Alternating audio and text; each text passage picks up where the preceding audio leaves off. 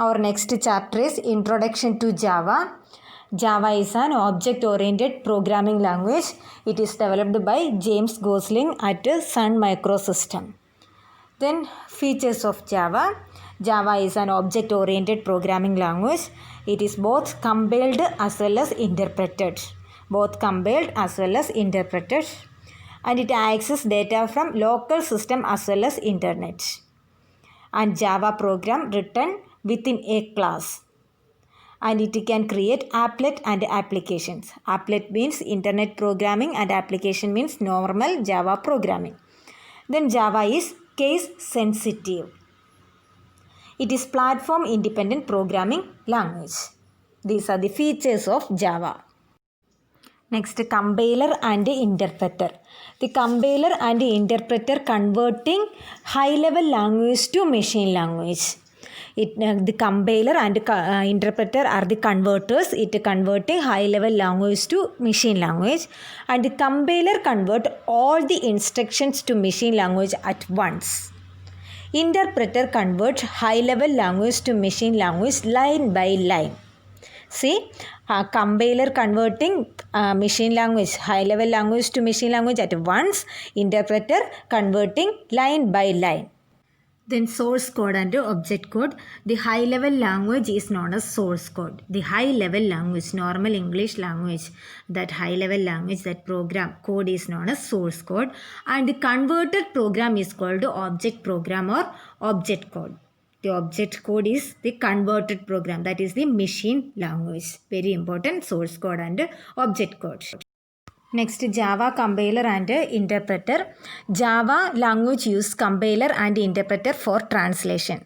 Java compiler using source code to Java compiler used to converting source code to bytecode, intermediate binary code, that's known as bytecode. And then Java interpreter converting this bytecode into binary code suitable for the platform they are using. Okay, Java using two converters, compiler and interpreter. Source code to intermediate binary code, that bytecode using compiler, and this bytecode is converting to binary code using interpreter according to the platform they are using. Important points from here is compiler converting source code to intermediate binary code. And then second important point is binary code, bytecode, intermediate bytecode converting to binary code suitable for the platform they are using, because it is platform independent programming language. Here another question is there, why Java using compiler and interpreter? Why Java using compiler and interpreter?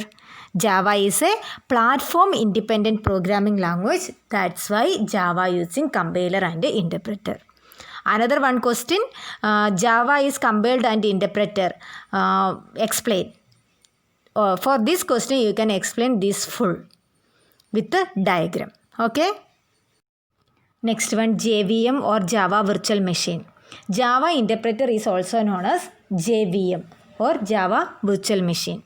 It converts bytecode into machine codes. Then Java libraries in JDK 1.3, that is Java packages. JDK means Java Development Kit. And Java packages means it's a collection of tools that are used for developing and running programs. There are different functions are there. For importing these functions, we use a keyword import. Important is, this one is important. We are using import keyword for giving a package in your program. The default package we use in Java programming is java.lang. Java.lang is the default package we are using in Java programming language. There are so many different packages we studied. Let us revise that portion from your textbook and notebook. Next topic is different types of Java program. There are two different types of Java programs are there. First is standalone and second one applet. Standalone Java programming and applet programming. Standalone programming means that's the normal application level Java programming. And applet means that's the internet application of Java. Internet application of Java. Next one, Java reserved words. Reserved words are the special words that carry special meaning for system compiler. void, public, break, etc. Special words that carry special meaning. Next one is output statement in Java. There are two different forms are there for output statement or display statement. First one is system.out.print and system.out.println. System.out.print and println. For print, that's displaying in one line. If there println means that move to the next line. It's very important that in example problems are coming there from this portion, not these points, that capital, the first S is capital and then bracket and semicolon is needed for that. That's very important, that bracket and semicolon, then first S is capital also. Next one is comment statements in Java. There are three comment statements are there: single line comment, multi-line comment and documentation comment.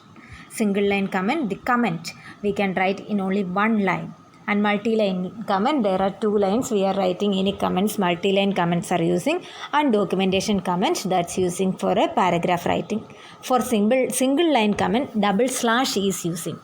Multi-line slash star and in the ending star slash. For documentation comment, star double slash double star, then ending star slash. Second chapter revision also finish. You can study from the textbook and notebook. See in your textbook, page number 28, a new chapter is there, that elementary concept of object and class.